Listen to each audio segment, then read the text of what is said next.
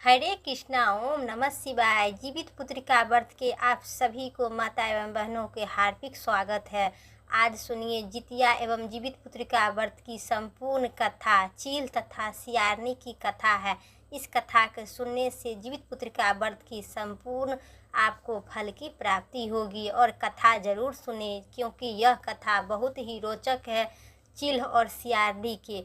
तो आइए मनचित श्रद्धा भाव से कथा का श्रवण करें। प्राचीन काल की समय की बात है। नर्मदा नदी के किनारे एक राजा था। उस राजा के नाम कंचवटी था। नाम उस राजा के एक राज्य राजा करते थे जिनका नाम माल्यकेतु था। उनकी नर्मदा नदी के एक दिशाओं में मरुभूमि था। उस मरुभूमि में ही विशाल पाकर के पेड़ था। उसी पर एक पर चील रहती थी। दूसरी पेड़ के नीचे सी बड़े पौधोधर का डौली पर होल करते हुए एक सियारनी रहते थे। दोनों में बहुत ही घनी मित्रता और दोस्ती था। एक समय की बात है जब उस नगर की महिलाएं नर्मदा नदी के किनारे आई तथा वे कुछ पूजा पाठ कर रही थी, तो इन दोनों महिलाओं को देखकर चील ने सियार से पूछा कि नगर की सारी महिलाएं आज एक साथ होकर नदी में स्नान कर रहे हैं, क्या एकत्रित होते हैं क्यों? क्या ऐसा बात है? तब सियारनी ने चील को बताया कि आज आश्विन माह के कृष्ण पक्ष के अष्टमी तिथि को और महिलाओं अपने पुत्र की लंबी आयु तथा उनके सलामती के लिए दीर्घायु के जीवित पुत्रिका व्रत नामक व्रत का संकल्प लेते हैं, नर्मदा नदी में आई है। इसी बात पर सुनने से चील कहा कि क्यों ना हम भी यह व्रत रख सकते हैं। सियारनी ने बोले कि क्यों नहीं, हम भी करेंगे। तब चील ने कहा कि ठीक है, फिर आज हम दोनों ही इस व्रत करेंगे। इस दोनों ने संकल्प लेते हुए और यह व्रत का हम भी लिए इन महिलाओं की तरह करेंगे। फिर दोनों ने जीवित वाहन जी की व्रत का पूजा का निर्जला व्रत रख कर किया। परंतु उसी रात में एक अवित घटना घटित कारण करते हुए उसी दिन उसी नगर के एक बड़े ही व्यापारी के मृत्यु हो गया था। तो उसी दाह संस्कार करने के लिए उसी मारुभूमि नदी में आया। उसी नदी के किनारे जब उसने जला रहा था तो तभी बारिश शुरू हो गया, जिसकी वजह से लोग उसके अधजरे जलाकर अवस्था में छोड़कर चले गए। तब वह धीर में और डहनी पर बैठे हुए सियारनी देख रहा था। उसको पहले से ही बहुत ज़्यादा भूख लगी, तो कुछ देर बाद फिर सियारनी ने चील जलता अवस्था में छोड़कर चला गया। यह सब धोधर में बैठे हुए सियार देख रहा था। उनके पहले ही बहुत जोर से भूख लग रही थी। यह सब देखते उनका भूख और तेज हो गया।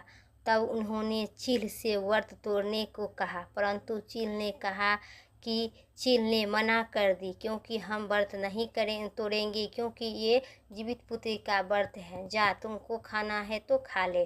फिर कुछ देर बाद फिर सियार ने चील को आवाज़ देकर कहा, परंतु ऊपर से कोई आवाज़ नहीं आई। तो सियार को लगा कि वे सो गई।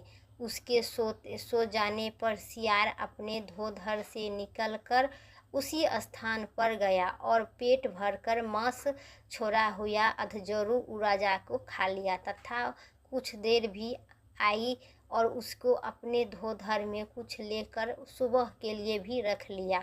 सब पेड़ पर बैठे हुए चील देख रही थी, परंतु उसने कुछ नहीं बोला और अपना व्रत विधि पूर्वक संपन्न किया। अब आम महिलाओं के भांति कुछ सुबह उठकर नर्मदा नदी के स्थान पर गई तथा महिलाओं के द्वारा छूटा हुआ पारण के सामग्री अपना व्रत का संपन्न किया। इधर सियार सुबह में ही उसी मांस जो रखा था धोधर में, वो धीरे धीरे सब मांस खा लिया। उसके बाद सियार सुबह उठते हुए मांस खाकर धीरे धीरे समय व्यतीत हुआ और फिर दोनों मर गई। पूर्व जन्म में घर में ही एक घर में दो बहन के रूप में जन्म हुई। बड़ी बहन जो पूर्व जन्म में चील थी, उनका नाम शीलावती रखा गया तथा छोटी बहन जो पूर्व जन्म में सियार थी, उनका नाम कर्पूरावती रखा गया।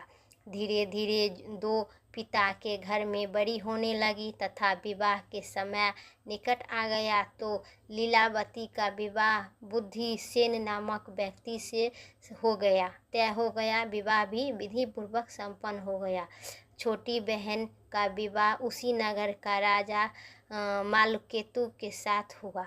लीलावती को पूर्व जन्म के किए गए व्रत का प्रभाव के साथ पुत्र रत्न के प्राप्त हुआ तथा कर्पूरावती के संतान पूर्व जन्म कर्म के कारण वह सब संतान मृत्यु हो प्राप्त होता था। इधर बड़ी बहन ने सातों पुत्र का समय के साथ बड़े हुए और छोटी बहन के ही राजा द्वार में नौकरी करने लगी, जिससे इस ईर्ष्या से भरकर रानी कर्पूरावती को अपने पति की सहमति से बहन को सातों पुत्र का सर कटवा कर 7 थाली में लाल कपड़े में लपेटकर सिर कर लीलावती के भेजा दी और वह बहुत खुश रही।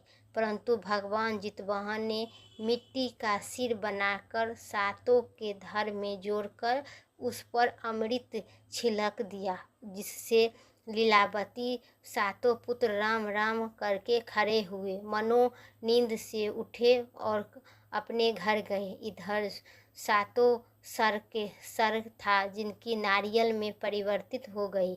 इधर तब लीलावती ने कहे कि जब कोई समाचार नहीं आया तो कर्पूरावती चिंतित हुई तथा समाचार जानने के लिए सेना का लीलावती के घर भेजा। वहाँ सब ठीक देखकर कर्पूरावती को आकर सब बताया तो उन्होंने रहा मनी गई और अपनी बहन को घर जाकर देखा और पूछा कि आपने ऐसा कौन सा व्रत का कर्म से जिससे आपके सातों पुत्र जीवित है और अपने किए पर मन ही मन पछता रही थी। तो लीलावती जितवाहन व्रत के बारे में बताया तो बहन को कहा कि इसी बार मैं भी आपके साथ यह व्रत करूँगी। वह व्रत का दिन आया तो लीलावती ने अपनी बहन को उसी नदी में किनारे ले गई और पाकर के वृक्ष को दिखाई और पूर्व जन्म का वृत्तांत सुनाई, जिससे सुनकर वही मूर्छित हो गई तथा वही तत्काल मृत्यु हो गया। जब राजा को इस बात पर सूचना आई तो राजा भी चिंतित हो गए। तो मेरा कथा यही था। जो माता एवं बहनें ध्यान से सुने होंगे तो सभी बात समझ में आ गई होगी। तो चैनल पर नए हैं तो लाइक करके सब्सक्राइब करें, क्योंकि यह चील और सियारनी की कथा था। तो फिर हम उम्मीद करते हैं सभी को पुत्र यही चिरंजीवी और सही सलामत रहे, सभी माताओं का इच्छा पूर्ण हो। प्रेम से बोलिए सियावर विष्णु भगवान की जय। चैनल पर नए हैं तो लाइक करके सब्सक्राइब करें। फिर अगली वीडियो लेके आते हैं, तब तक के लिए जय श्री राम, राधे राधे।